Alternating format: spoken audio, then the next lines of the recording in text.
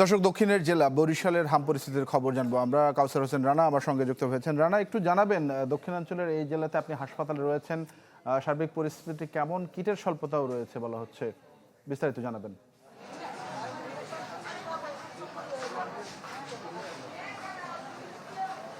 হ্যাঁ তানভীর, বরিশাল বিভাগে হাম আক্রান্ত যে রোগীর সংখ্যা বা উপসর্গ নিয়ে যে ভর্তি হচ্ছে, এই রোগীর সংখ্যা কিন্তু দিন দিন বৃদ্ধি পাচ্ছে।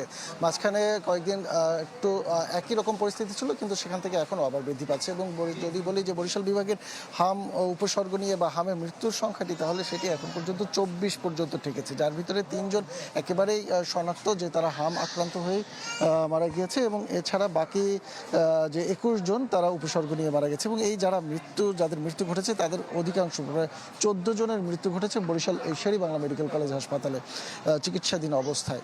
এখানে ঈদ আসবে, সাথে ক্যাশব্যাকও আসবে। নিজের বা প্রিয়জনের জন্য কেনাকাটায় এবারও নগদ পেমেন্টে পাচ্ছেন দারুণ ক্যাশব্যাক। তাই যাই কিনুন, পেমেন্ট করুন নগদে।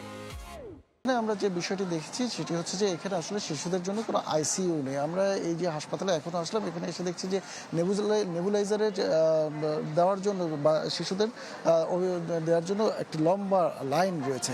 অর্থাৎ চিকিৎসা নিতে এখানে কিন্তু হিমশিম খেতে হচ্ছে। আপনি জানেন যে শের-ই-বাংলা মেডিকেল কলেজ হাসপাতালে পর্যাপ্ত শয্যা সংখ্যা নেই শিশুদের জন্য। মাত্র এখানে যে কয়টি 40টি শয্যা রয়েছে, সেখানে আজই 150-র বেশি হামে আক্রান্ত রোগী চিকিৎসাধীন রয়েছে।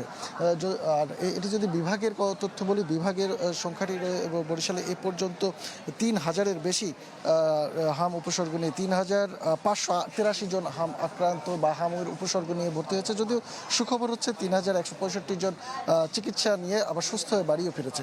আমরা যেটি বলছি সেটি হচ্ছে যে এখানে চিকিৎসকরা যেটি জানিয়েছেন যে পর্যাপ্ত কিট, যেটি আপনি বলছিলেন, সেই কিটের অভাবে কিন্তু টেস্ট করানো যাচ্ছে না, এবং যার ফলে উপসর্গ যাদের আছে তাদের মধ্যে কয়েকজন হাম শনাক্ত, সেটি কিন্তু আসলে সঠিকভাবে পাওয়া যাচ্ছে না।